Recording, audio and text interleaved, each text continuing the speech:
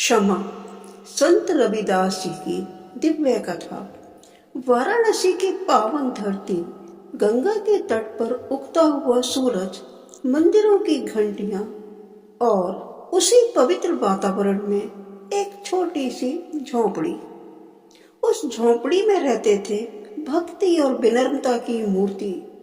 वे पेशे से चरमकार थे।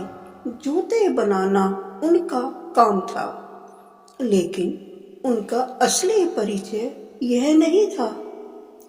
उनका असली परिचय था प्रभु भक्ति।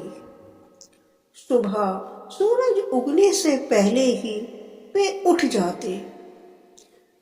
गंगा स्नान के लिए जाना उनके लिए संभव नहीं था।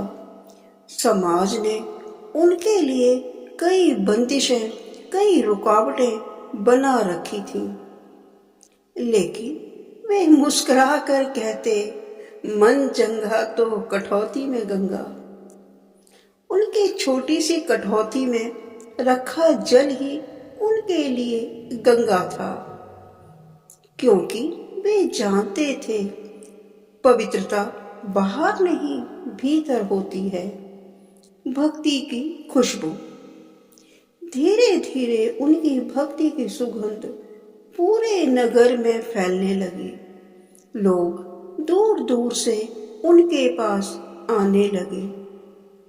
कोई दुख लेकर आता, कोई समस्या लेकर आता और कोई केवल शांति की तलाश में आता। और संत रविदास जी हर किसी को एक ही बात समझाते, मन को निर्मल करो, द्वेष छोड़ो, क्षमा अपनाओ, ईश्वर स्वयं मिल जाएंगे। लेकिन जहाँ प्रकाश होता है, वहाँ कुछ लोग अंधकार भी फैलाना चाहते हैं। अपमान की अग्नि। नगर के कुछ घमंडी लोग थे। उन्हें यह अच्छा ही नहीं लगता था कि एक साधारण चरमकार के पास इतने लोग क्यों जा रहे हैं। एक दिन वे सब मिलकर उनकी झोंपड़ी पर पहुंचे। उन्होंने व्यंग से कहा, रविदास, तुम संत बनने का नाटक कर रहे हो। तुम जैसे व्यक्ति को धर्म का ज्ञान क्या होगा। वहां बैठे शिष्य क्रोधित हो उठे। उनकी मुट्ठियां भिज गईं, लेकिन संत रविदास जी शांत थे। उनके चेहरे पर वही मधुर मुस्कान थी। उन्होंने प्रेम से कहा, भाइयों, मैं ना संत हूं ना ज्ञानी, मैं तो प्रभु का दास हूं। उन लोगों ने उनकी कठौती की ओर इशारा किया और हंसते हुए बोले, यही तुम्हारी गंगा है? यह तो साधारण जल है। आस्था की शक्ति। संत रविदास जी ने उस जल को अपने हाथों में लिया, आंखें बंद की और प्रभु का नाम स्मरण किया। दोस्तों, भगवान कोई जात पात, कोई ऊंचा नीचा, कोई छोटा बड़ा कुछ नहीं देखते। वो सिर्फ भाव देखते हैं, और जो भाव होता है वही उन्हें खींच लाता है। वातावरण अचानक शांत हो गया। हवा मानो थम सी गई। कहते हैं उसी क्षण वहां उपस्थित लोगों को उस जल में गंगा का दिव्य प्रकाश दिखाई दिया। उनके चेहरे का रंग उड़ गया। अहंकार की दीवारें ढहने लगी, लेकिन संत रविदास जी ने विजय का भाव नहीं दिखाया। उन्होंने केवल कहा, यह चमत्कार नहीं, यह विश्वास है। जहाँ विश्वास है वहाँ ईश्वर स्वयं प्रकट होते हैं। दोस्तों, मैंने जैसे ऊपर कहा, जहाँ भाव है वहाँ प्रभु खुद चले आते हैं। क्षमा का अमृत। जो लोग अपमान करने आए थे वे कांपते हुए उनके चरणों में गिर पड़े। हमें क्षमा कर दीजिए। संत रविदास जी ने तुरंत उन्हें उठाया, गले लगाया।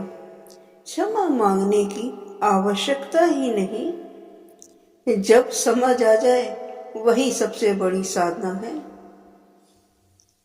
उनकी आंखों में आंसू थे, लेकिन वे आंसू करुणा के थे, जीवन की सच्ची परीक्षा। उस दिन के बाद नगर में उनका सम्मान और बढ़ गया, लेकिन उनके जीवन में कभी घमंड नहीं आया। वे उसी तरह जूते बनाते रहे, उसी तरह प्रभु का नाम गाते रहे। एक बार एक धनी व्यापारी ने उन्हें सोने के आभूषण भेंट करना चाहा। उन्होंने मुस्कुराकर कहा, मुझे सोना नहीं चाहिए, यदि देना ही है तो किसी भूखे को भोजन दे दीजिए। अंतिम संदेश। संत रविदास जी का जीवन हमें सिखाता है, अपमान हमें छोटा नहीं करता, हमारी प्रतिक्रिया हमें छोटा या बड़ा बनाती है। क्षमा करना कमजोरी नहीं, सबसे बड़ी ताकत है। सच्ची गंगा बाहर नहीं, हमारे मन में बहती है। जो मन से निर्मल है वही ईश्वर के सबसे निकट है। दोस्तों, अगर आज आपके मन में किसी के लिए क्रोध है तो संत रविदास जी की इस कथा को याद कीजिए। शायद जिस क्षमा को आप टाल रहे हैं उसी में आपकी शांति छिपी है। दोस्तों, आपको मेरी यह कहानी कैसी लगी? अगर अच्छी लगी है तो प्लीज़ लाइक, कमेंट और शेयर करें। जो मेरे चैनल पर नए हैं, चैनल को सब्सक्राइब करें। दोस्तों, किसी का अपमान करने से कोई बड़ा नहीं हो जाता, बल्कि वह अपने आप को छोटा ही दिखाता है। इसलिए कभी किसी का अपमान नहीं करिए।